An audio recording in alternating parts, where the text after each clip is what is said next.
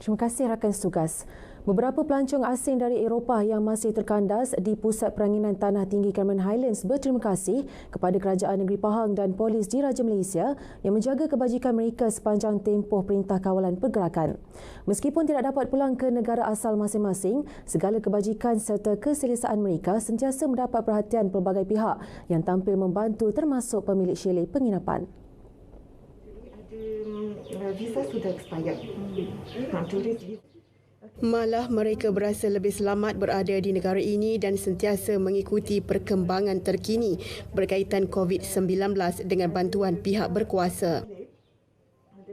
No problem. We are very happy to be in this house, especially with the staff, Gerald and all the staff here is kindly, friendly. They give us a lot of information to be safe and healthy.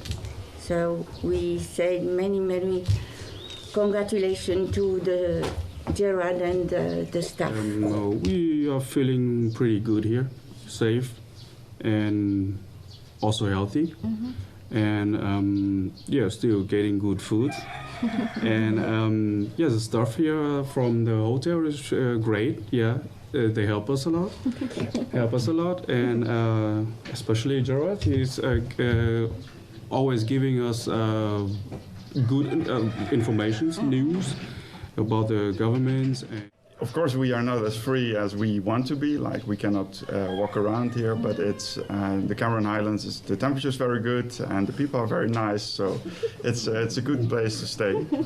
But of course, we want to. Yeah, we're traveling. We want to explore Malaysia, but that's not possible, unfortunately, at the moment. Government di Malaysia, polis di Cameron Islands sudah beri informasi banyak. Mereka jaga kami orang. So terima kasih banyak untuk itu. Memang Malaysian authorities efficient dan dengan I think semua saya dengan bos saya dengan tetamu kami memang grateful. So terima kasih untuk itu. Sebab itu situasi give a lot of fears. Semua orang risau sekarang. So bila government dengan polis give information dengan take care of us, jaga kita orang, kami feel comforted, less worry. Sementara itu, semalam Menteri Kanan Keselamatan Datuk Seri Ismail Sabri Yaakob dalam sidang media harian memaklumkan pelancong asing yang terkandas di Malaysia dibenarkan terus tinggal sehingga PKP tamat. Pasukan Tindakan Khas UMNO Jerantut terpaksa mengharungi perjalanan sukar menaiki kenderaan pacuan 4 roda dan bot untuk menghulurkan bantuan kepada penduduk di kawasan pedalaman di Ulu Tembeling. Mereka terpaksa mengharungi Sungai Tembeling dan Sungai Sepia selama lebih 1 jam untuk memastikan bantuan prihatin COVID-19 itu sampai ke sasaran. Pengerusi Jawatankuasa Hal Ehwal Felda, Koperasi Usahawan dan Hal Ehwal Pengguna Negeri dan selaku pengerusi Pasukan Tindakan Khas UMNO Jerantut, Datuk Nazringah berkata, bantuan daripada kerajaan negeri tersebut bertujuan meringankan beban penduduk di pedalaman itu. Pedalaman Ulu Tembeling bermula pada Kampung Pagi sampai ke Kampung Mak Daling. Tapi kawasan itu masih lagi boleh pakai 4x4 kereta dan 4x4. Tetapi untuk Kampung Gusai ini terpaksa menggunakan bot mudik 1 jam, hilir 40 minit. Betapa susahnya 1 jam mudik tengah panas tadi, ada antaranya berbanding orang sini yang hari-hari susah. Susah dari segi terkepul, tak boleh keluar ke bandar ambil duit. Susah nak beli bawa orang makanan ke bandar, tak boleh. Bantuan diserahkan kepada pengerusi Jawatankuasa Kemajuan dan Keselamatan Kampung JKKK, Kampung Mak Daling, Bantal, Gusai Pagi dan Kuala Sad. Datuk Nazri yang juga Adun Pulau Tawa berkata, lebih 400 bungkusan bekalan keperluan asas makanan diserahkan kepada pengerusi JKKK dalam siri sumbangan fasa ketiga kerajaan negeri dan UMNO bahagian Jerantut dalam tempoh PKP dikuat kuasa. Usaha ini amat dihargai oleh 70 keluarga di pedalaman ini berikutan kesukaran mereka untuk keluar ke bandar membeli makanan.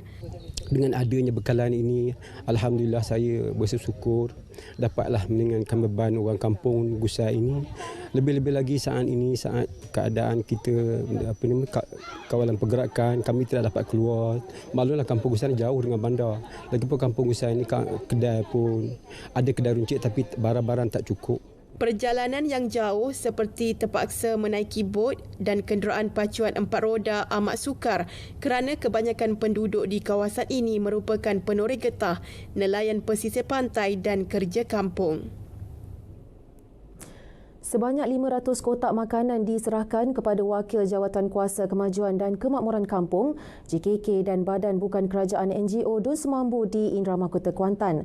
Dalam bantuan fasa kedua baru-baru ini, setiap kawasan menerima 40 pek makanan dan wang tunai RM100 menerusi peruntukan bantuan prihatin COVID-19 Kerajaan Pahang yang diumum Menteri Besar Datuk Seri Wan Rosli Wan Ismail.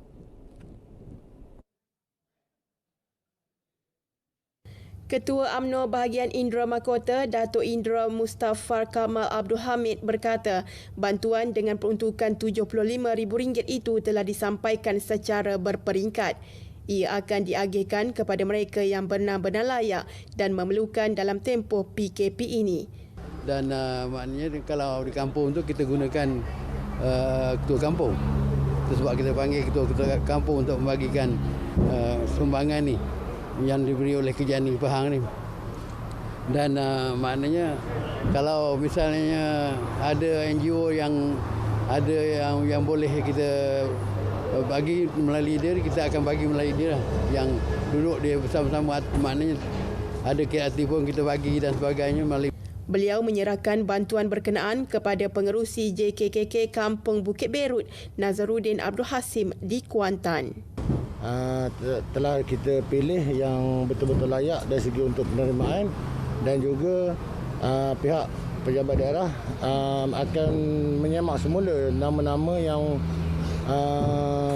di mana sebelum ini telah menerima bantuan daripada MAIP dan juga pelbagai agensi yang lain.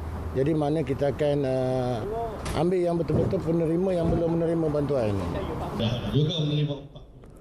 Laporan itu tadi mengakhiri lintas langsung dari Pahang. Patuhi perintah kawalan pergerakan. Jangan keluar rumah jika tiada keperluan. Kembali bersama rakan penyampai di Angkasa Puri.